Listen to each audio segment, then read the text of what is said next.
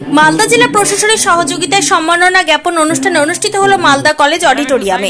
এদিন জেলার বিভিন্ন দপ্তরে কর্মরত সরকারি কর্মী, আধিকারিক ও জনপ্রতিনিধিদের ভালো কাজের জন্য পুরস্কৃত করল মালদা জেলা প্রশাসন। এই উপলক্ষে শনিবার মালদা জেলা প্রশাসনের পক্ষ থেকে মালদা শহরের কলেজ অডিটোরিয়ামে একটি অনুষ্ঠান আয়োজন করা হয়। অনুষ্ঠানে হাজির ছিলেন রাজ্যের দুই মন্ত্রী সাবিনা ইয়াসমিন ও তাজমুল হোসেন।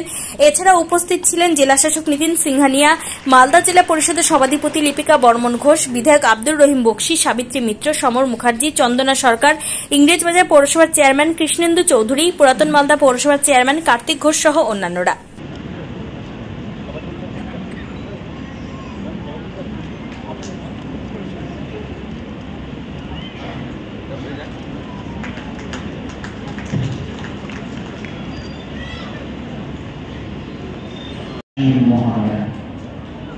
পরবর্তী উপভোক্তা কবিতা বিকাশ, গ্রাম তিলপুর, থানা বামনগোলা। শিল্প এদিকে এদিকে ক্যামেরা বন্দী একই দপ্তরের পশ্চিমবঙ্গ কারিগরদের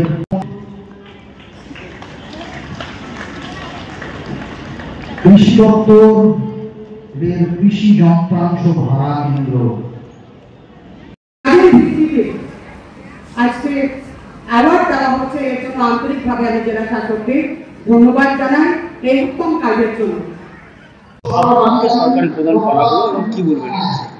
বাংলার মুখ্যমন্ত্রী শ্রীমতী মমতা ব্যানার্জির অনুপ্রেরণায় আজকে জেলা শাসকের এবং জেলা প্রশাসনের উদ্যোগে মালদা জেলার প্রায় 91 জন আধিকারিককে আমরা সম্মাননা প্রদান করলাম।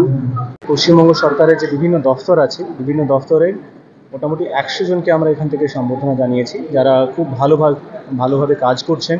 2024-25 আর্থিক বর্ষে বিভিন্ন দফতরের বিভিন্ন আমাদের যারা কর্মী আছেন, জনপ্রতিনিধিরা আছেন, যারা গ্রাউন্ড লেভেলের মানুষের পাশে থেকে কাজ করছেন, তাদেরকে just as a token of motivation তাদের ভালো কাজকে রেকগনাইজ করা হয়েছে।